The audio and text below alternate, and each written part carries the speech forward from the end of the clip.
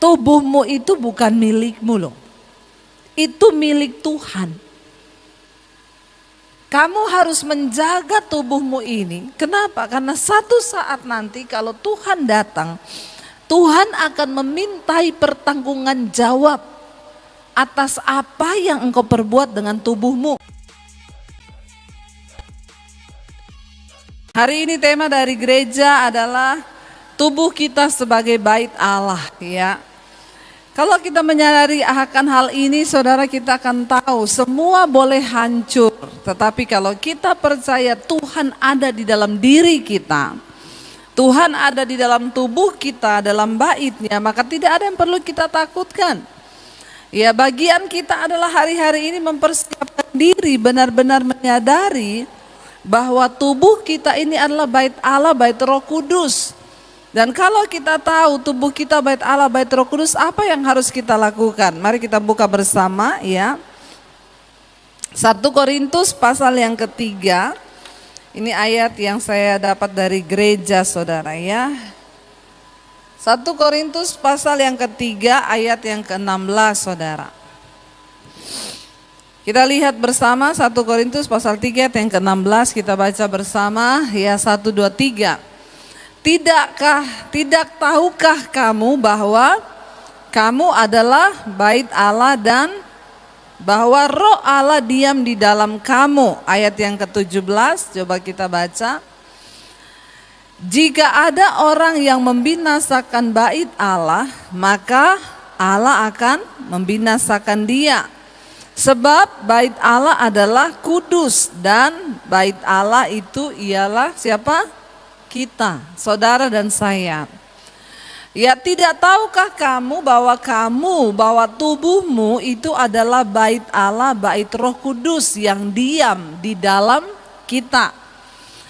Jadi saudara, kalau zaman perjanjian lama dulu Tuhan berdiam di dalam baitnya, dalam bait Allah yang dibangun oleh bangsa Israel. Tetapi ketika di masa kasih karunia ini Yesus Kristus datang ke dalam dunia, lalu dia pergi meninggalkan kita. Yesus mati dan dia pergi secara tubuh, dia tidak ada lagi di dunia. Tetapi dia berkata, jangan takut, aku memang pergi, tapi lebih baik aku pergi supaya Roh Kudus itu, Roh Allah itu diberikan. Dan ketika Roh Allah itu diberikan, di mana dia berdiam, saudara? Di dalam tubuh, di dalam hidup kita. Ya, jadi sekarang ini Tuhan bukan hanya ada di baitnya, bukan hanya ada di gereja secara gedung, tetapi kita harus tahu lebih lagi bahwa Tuhan itu berdiam di dalam diri saudara dan saya sebagai baitnya. Makanya ayat ini berkata, tidak tahukah kamu bahwa kamu itu adalah bait Allah dan bahwa Roh Allah itu diam di dalam kita, saudara. Waktu kita menyadari akan hal ini, harusnya kita berkata, wow, luar biasa. Tuhan berada di dalam kita, dia tinggal di dalam kita. Makanya kalau Tuhan ada dan tinggal dalam kita, harusnya ketika kita tahu Tuhan tinggal dalam tubuh kita, harusnya orang yang dalam dirinya berdiam Roh Allah, mulutnya enggak kotor lagi, katakan. Harusnya kelakuannya juga tidak sembarangan lagi. Kenapa? Karena Roh Allah ada di dalam kita.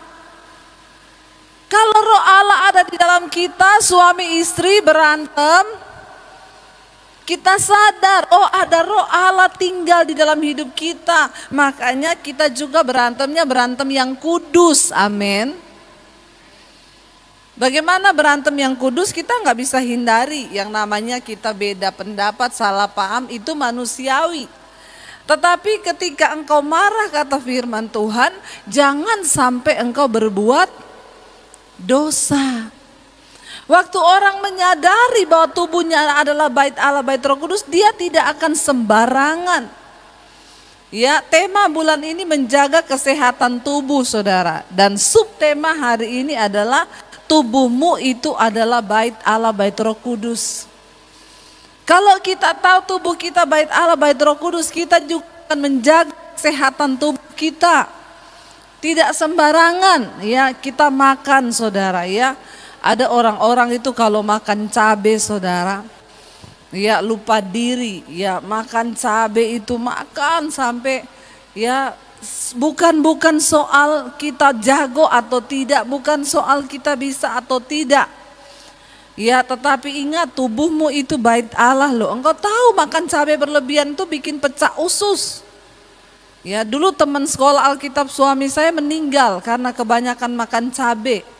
Ya, benar lambungnya pecah, saudara. Bukan soal kita ya makan duren, makan babi boleh. Ya, tetapi saudara ingat semua ada takarannya. Ada orang yang tiap hari, saudara, ya.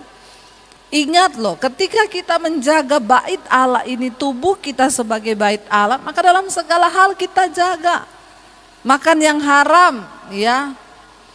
Orang bilang ya, babi itu dulu diharamkan. Ya, kenapa ya? Pasti ada sebabnya. Sekarang seorang Kristen bilang semua boleh, tapi jangan tiap hari. Ya, jangan tiap hari. Apa juga boleh, tetapi dijaga. Ya, segala sesuatu itu boleh kata Rasul Paulus, tapi segala sesuatu itu tidak berguna, apalagi yang kita tahu merusak tubuh. Ya. Ada orang-orang yang tidak bisa menjaga tubuhnya. Saya ingat saudara, dulu ada seorang hamba Tuhan. Saya sangat diberkati dengan kisah hidup dari hamba Tuhan ini, dan jujur saya banyak dulu beli buku-bukunya. Yaitu Smith Wigglesworth. Dia adalah seorang penginjil yang luar biasa dipakai Tuhan.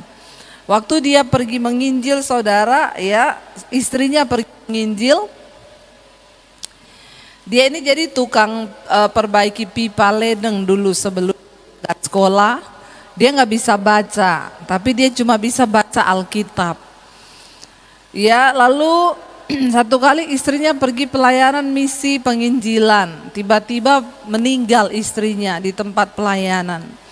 Dibawa pulang, saudara, ya. Jenazahnya dibawa pulang, lalu Smith Wigglesworth ketika melihat istrinya terbaring di dalam peti, dia berdoa.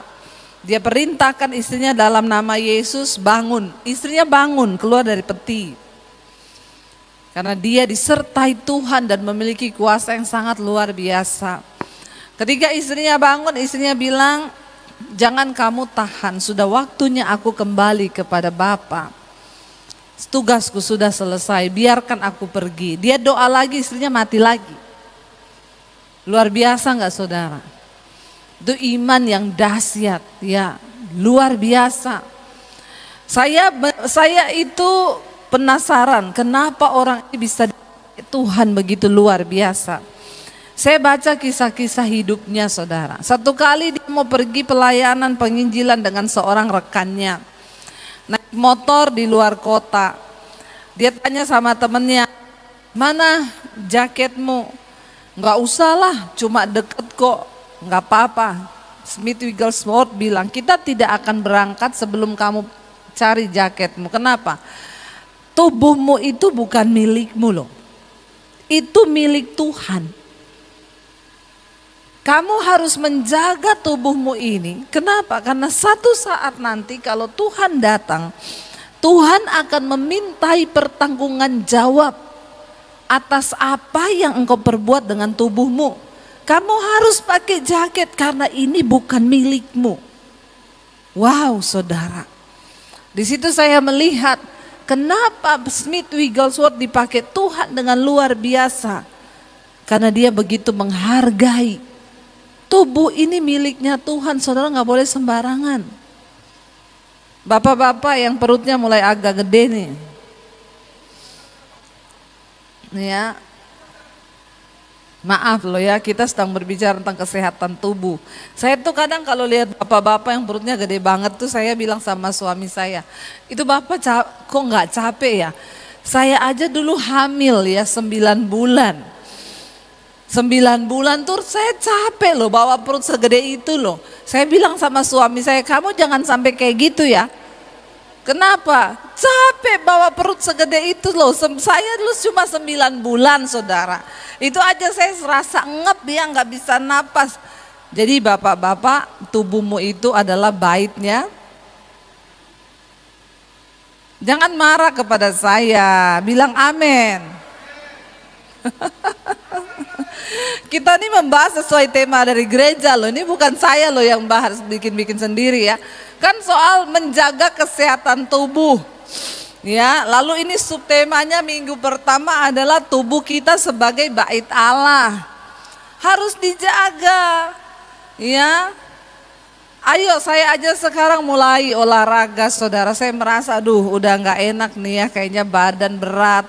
Ya sudah mulai jaga dengan suami. Ayo kita ya bangun pagi makan buah, sampai nanti siang baru makan yang berat, nanti sore sudah berhenti.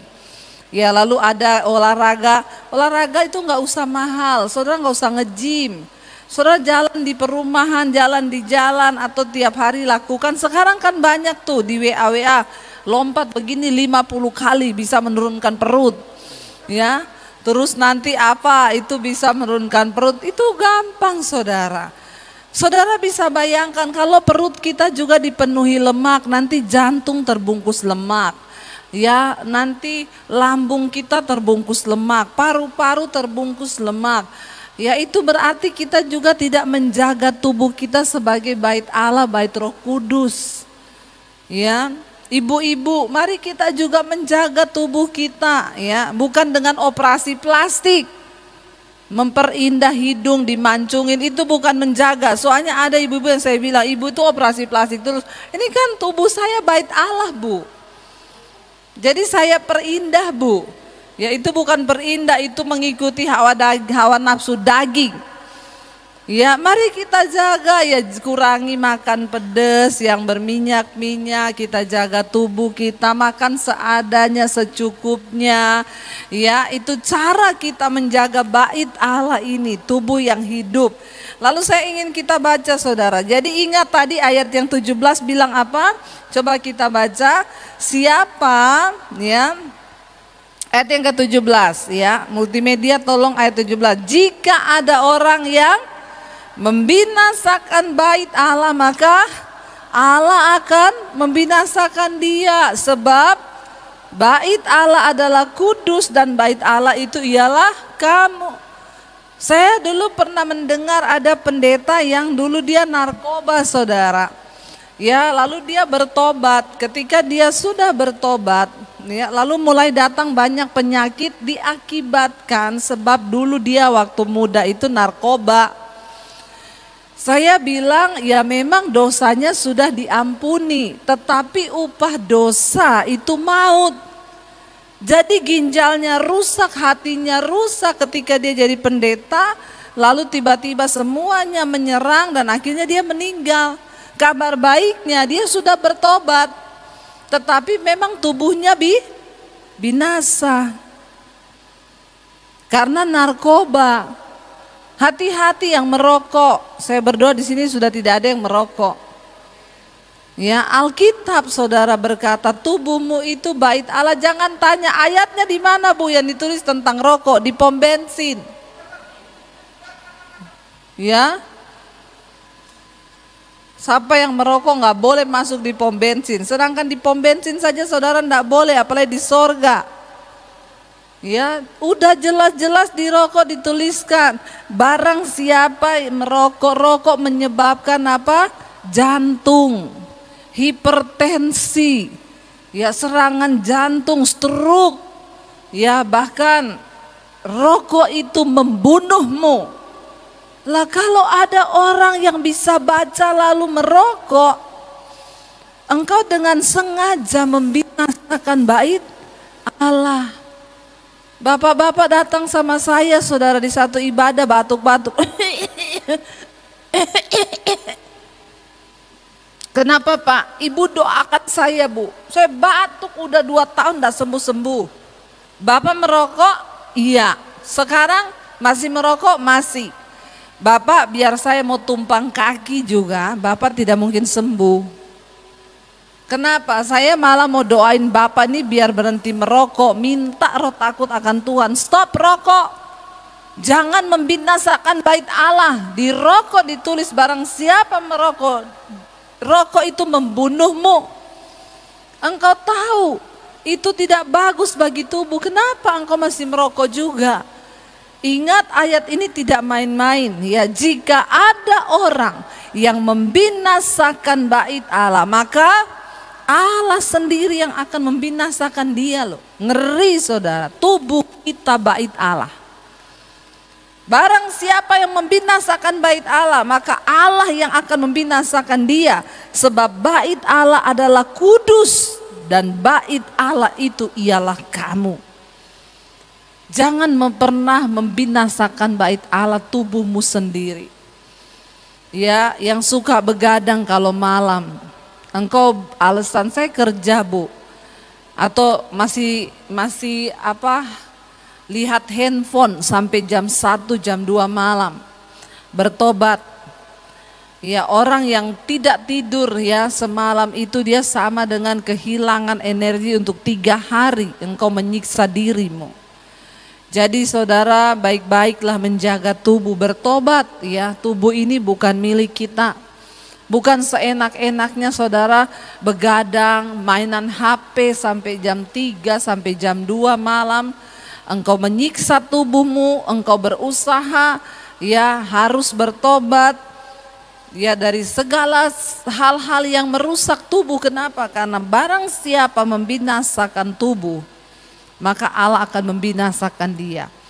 Karena bait Allah itu kudus dan bait Allah itu adalah kamu. Hormati, sayangi dirimu, karena ini tempat Tuhan berdiam. Nah, yang pertama bagaimana kita menjaga kesehatan tubuh? Yang pertama tadi soal makanan, soal apa? Lalu yang kedua, mari kita lihat saudara, kita harus menjaga bait Allah ini. 1 Korintus yang ke-6 ayat yang ke-13. 1 Korintus pasal 6 ayat yang ke-13 kita baca sama-sama. Ya, ini dia. 1, 2, 3. Makanan adalah untuk perut dan perut untuk makanan. Tetapi kedua-duanya akan dibinasakan Allah. Tetapi tubuh bukanlah untuk percabulan, melainkan untuk Tuhan, dan Tuhan untuk tubuh. Ayat yang ke-14. Allah yang membangkitkan Tuhan akan membangkitkan kita juga oleh kuasanya. Tunggu ya. Ini kok. Iya, ayat yang ke-15.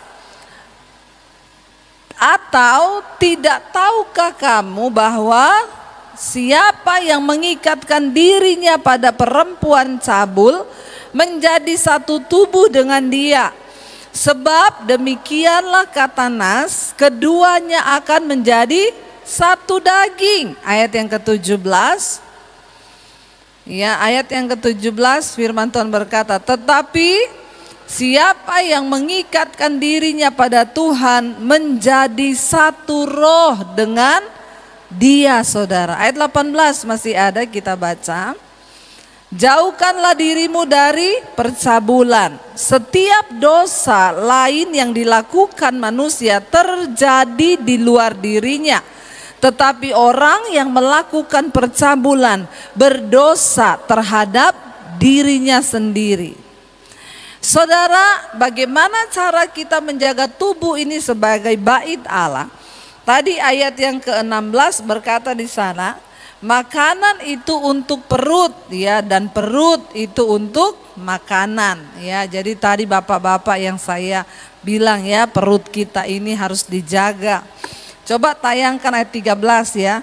Makanan adalah untuk perut dan perut untuk makanan, tetapi kedua-duanya akan dibinasakan ya. Dua-duanya binasa, artinya tubuh kita ini juga ya, bagaimana kita menjaga tubuh kita tetap hidup, kita harus makan.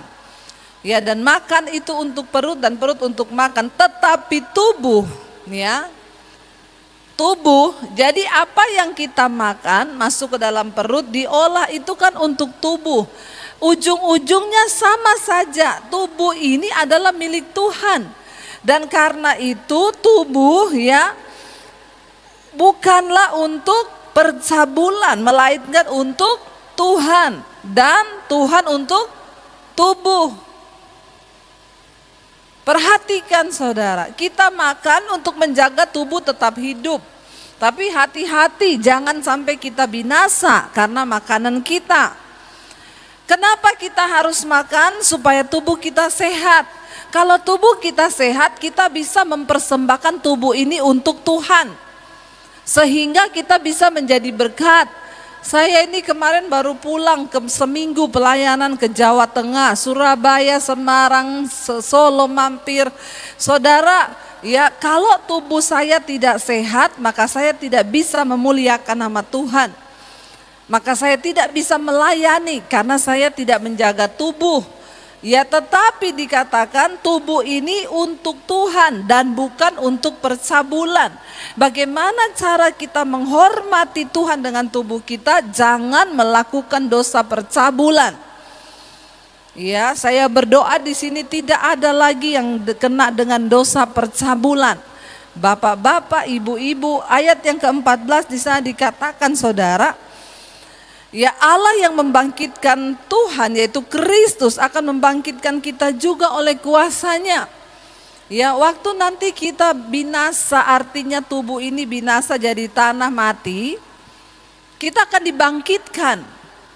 Allah yang membangkitkan Kristus, Dia juga akan membangkitkan saat kita mati. Memang tubuh kita akan binasa kembali ke tanah, tetapi ingat selama kita ada di dunia, tubuh ini harus kita pakai untuk melayani Tuhan, untuk melakukan sesuatu yang berdampak bagi kerajaan Allah. Tubuh ini kita pakai sebagai tempat tinggalnya Tuhan dalam hidup kita. Ya, lalu ayat yang ke-15 tadi dikatakan di sana, ya tidak tahukah kamu bahwa tubuhmu adalah anggota Kristus, ya? Akan kau ambilkah anggota Kristus untuk menyerahkannya kepada percabulan? Sekali-kali tidak. Jangan hidup di dalam percabulan. Sekali lagi firman mengingatkan kita. Hari-hari ini dosa begitu dengan gampangnya orang menggampangkan, bahkan orang hidup dalam percabulan boleh naik turun mimbar. Bertobat saudara ya. Hati-hati. Satu saat kita semua akan berdiri di hadapan tahta pengadilan Kristus. Tubuh yang fana ini jangan sampai membawa kita kepada kematian kekal selama-lamanya di neraka. Di dalam dunia ini ada 3 kematian bagi manusia. Yang pertama mati rohani. Artinya walaupun dia Kristen tapi rohaninya mati. Yang kedua mati beneran. Semua kita akan mati beneran, gak tahu waktunya kapan. Bukan soal tua, bukan soal muda. Kalau saatnya datang kita mati. Tapi yang ketiga yang sangat menakutkan, kematian kekal di dalam neraka.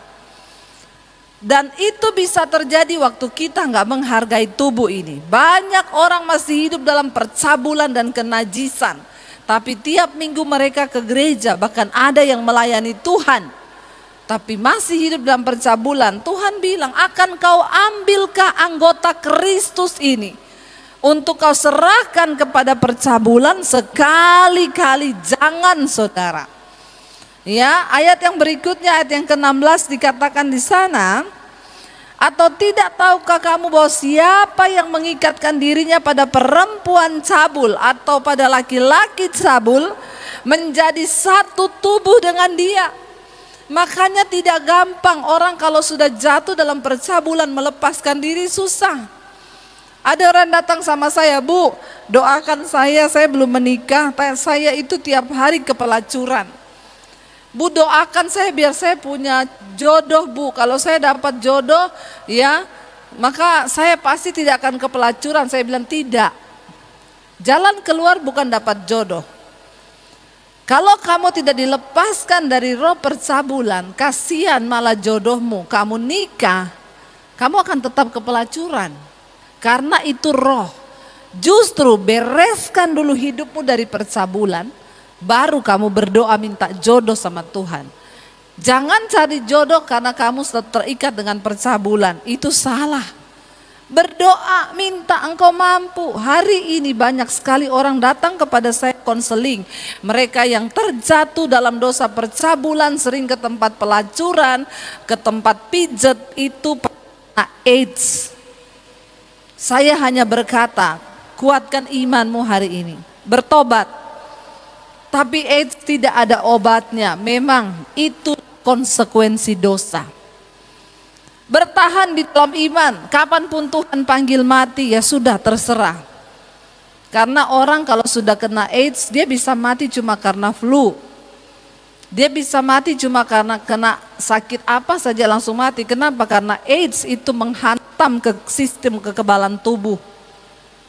Jadi saudara, hati-hati. Ayat ini berkata, barang siapa yang kena dengan dosa percabulan, menjatuhkan dirinya pada percabulan, dia akan menjadi satu tubuh dengan orang yang dia lakukan percabulan itu. Makanya tidak mudah untuk bisa lepas. Kenapa? Karena menjadi satu daging. Demikianlah kata Nas, keduanya akan menjadi satu daging. Sebab dosa percabulan terjadi di dalam tubuh. Ingat, Alkitab dengan jelas mengingatkan Tuhan untuk tubuh dan tubuh bukan untuk percabulan. Mari kita menjaga kekudusan bait Allah ini saudara. Ya, mari kita jaga hidup kita. Kalau lihat film porno gimana Bu? Itu sama dengan roh percabulan dan kenajisan. Jangan engkau bawa masuk ke dalam tubuhmu saudara. Hari-hari ini kita berdoa. Kita orang tua masih harus berdiri bagi anak-anak kita di tengah generasi yang sudah rusak ini. Bagaimana kita bisa membawa anak-anak kita terus hidup kudus? Maka kita orang tua yang harus memulai di dalam roh. Waktu kita menyerahkan tubuh kita menjadi milik Tuhan, saya yakin dan percaya sesuatu yang kita mulai di dalam alam roh, itu saudara akan membawa anak-anak kita bahkan cucu kita juga dalam takut akan Tuhan. Tapi kalau ada orang bermain-main dengan dosa, ya maka kutuk itu juga akan turun ke anak cucumu. Saya perhatikan, ya waktu ada orang tua yang dulu hamil sebelum menikah, itu pasti lihat generasinya, anak-anaknya juga pun akan melakukan yang sama. Itu kutuk. Kita berdoa, Tuhan, aku mau mempersembahkan tubuhku ini untuk Tuhan dan bukan untuk percabulan. Ayat yang berikutnya, ayat yang ke-17 tadi dikatakan saudara, tetapi siapa yang mengikatkan dirinya pada siapa? Tuhan, akan apa? Menjadi satu roh dengan Dia. Ayo kita memilih untuk mengikatkan diri dan tubuh kita kepada Tuhan. Bangun terus manusia rohmu, dekatkan dirimu dengan Tuhan, ikatkan dirimu dengan Tuhan. Bagaimana caranya Bu? Rajin berdoa, banyak baca firman, dengarkan firman. Engkau diberi waktu oleh Tuhan 1 hari 24 jam. Untuk apa engkau pakai waktumu kalau bukan untuk mendekatkan diri dengan Tuhan? Jangan lebih suka nonton drama Korea daripada dengar firman. Jangan lebih suka saudara melakukan hal-hal yang lain. Saudara bisa di mobil sambil mendengar firman. Saudara bisa di mana saja sambil memuji menyembah Tuhan. Ikatkan dirimu dengan Tuhan. Kenapa? Karena barang siapa mengikatkan dirinya pada Tuhan, menjadi satu roh dengan Tuhan. Orang bertanya, Bu, bagaimana untuk bisa hidup kudus? Susah bagi saya, hidup kudus gampang. Ikatkan dirimu dengan Tuhan. Waktu engkau mengikatkan dirimu dengan Tuhan, engkau jadi satu roh dengan Tuhan. Engkau tidak mau lagi melakukan hal-hal yang tidak kudus. Engkau tidak akan suka lagi melakukan hal-hal yang tidak benar. Kenapa? Karena engkau sudah menjadi satu roh dengan Tuhan. Tapi kalau engkau cuma berusaha membuang dosa dan tidak melekatkan diri dengan Tuhan, percuma, stres. Tapi ketika engkau mendekatkan diri dengan Tuhan, maka Tuhan yang memampukan engkau menjadi satu roh dengan Tuhan. Artinya apa? Tuhan itu kudus, Tuhan itu suci, Tuhan itu mulia. Maka semua sifat Allah itu diimpartasikan di dalam diri kita. Mari kita mulai hari-hari ini mengikatkan diri dengan Tuhan. Banyak dengar firman, banyak memuji menyembah Tuhan. Ya, banyak membangun hubungan dengan Tuhan. Banyak duduk di Tuhan dan katakan, Tuhan, apa yang Kau mau untuk aku lakukan hari-hari ini? Ingat saudara, tubuh kita ini adalah bait Allah. Tuhan berdiam di dalam kita.